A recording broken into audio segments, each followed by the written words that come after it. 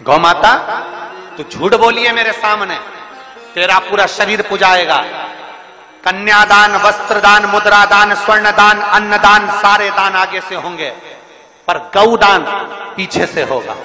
गाय की पूंछ पकड़कर किया जाएगा, क्योंकि तू झूठ बोल गई मेरे सामने।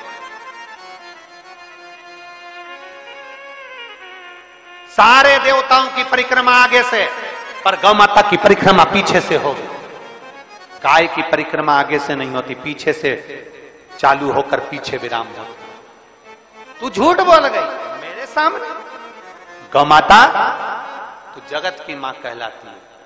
गाय माता भी कहती है मुझे क्षमा कर, मेरे मुख से झूठ निकल गया। केतकी का फूल कहता है क्षमा करिए, मेरे मुख से झूठ निकल गया। ब्रह्मा जी क्षमा नहीं मांगते, क्षमा नहीं। ब्रह्मदेव कह रहे हैं कि आकाशवाणी झूठी है। आकाशवाणी झूठी? भगवान शंकर ने अपने तुरंत पैर का नख तोड़कर फेंका, काल भैरव प्रकट कर लिया। काल भैरव को आज्ञा करी ब्रह्मा का सिर काट दो।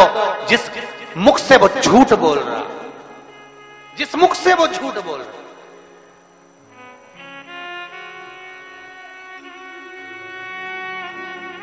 ब्रह्मा जी के सम्मुख में काल भैरव प्रकट हो गए।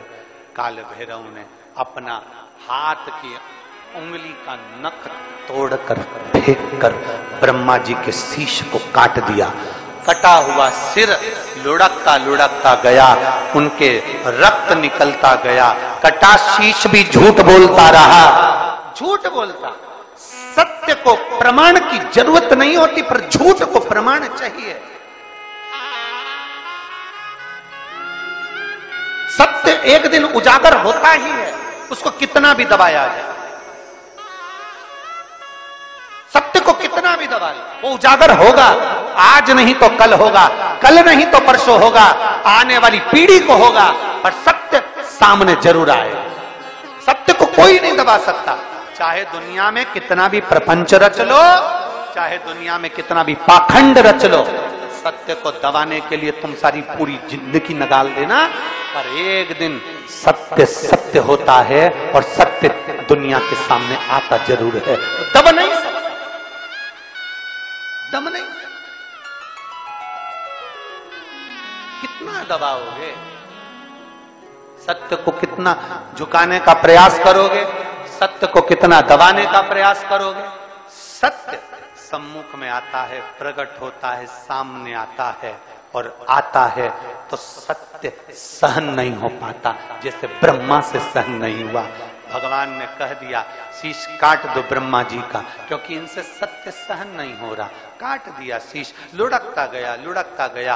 कर्मनाशा नदी प्रकट हो गई, जो आज भी उत्तर प्रदेश में बहती है। कर्मनाशा नदी भारत की भूमि की वो नदी है जिसके तट पर उत्तर प्रदेश की गवर्नमेंट ने बड़े बड़े बोर्ड लगा कर रखे हैं, ये कर्मनाशा है, इसमें हाथ ना लगाइए, ये कर्मनाशा है, इसमें अगर कोई इसके पानी का छींटा भी लग जाता है तो 7 पीढ़ी में किया गया पुण्य छिन्न हो जाता है। ऐसी कर्मनाशा नदी जिस पर पक्षी भी अपनी चोंच में जल नहीं भरता, जिस नदी का जल एक श्वान भी नहीं पीता, वो कर्मनाशा आज भी बहती है और बड़े बड़े बोर्ड लगे हैं, इस कर्मनाशा नदी का स्पर्श ना किया जाए। विद्वान, चतुर, संत, साधु, सन्यासी, तपस्वी उस कर्मनाशा नदी को कभी पार भी नहीं करते, क्योंकि कर्मनाशा के जल का छींटा लग गया तो हमारी पीढ़ी दर पीढ़ी में किया गया पुण्य समाप्त हो जाता है। कर्मनाशा आज भी जो ब्रह्मा जी के रक्त से बनी, और ब्रह्मा जी का शीश कटकर जब गिरा, भगवान नारायण ने देखा, प्रभु कृपा करिए, शिव कृपा करिए, शंकर करुणा करिए। देवादिदेव महादेव ने पूछा, नारायण ब्रह्मा जी गलती करे और क्षमा तुम मांग रहे हो, क्यों, क्या कारण है? भगवान नारायण कहते हैं, प्रभु आप क्षमा की मूर्ति हो नाथ, भोले शंभु, त्रिकालदर्शी, कैलाशी, अविनाशी, आप शांता कारम हो, आप कर्पूर गौरम हो, आप करुणाकारम हो, आप सहज सरल शांत और अपनी चित्तवृत्ति में कैलाश की शीतलता को अपने हृदय में रखने वाले हो, इसलिए आप नम्र हो, आप क्षमा कर सकते, आप क्षमा कर सकते। महाराज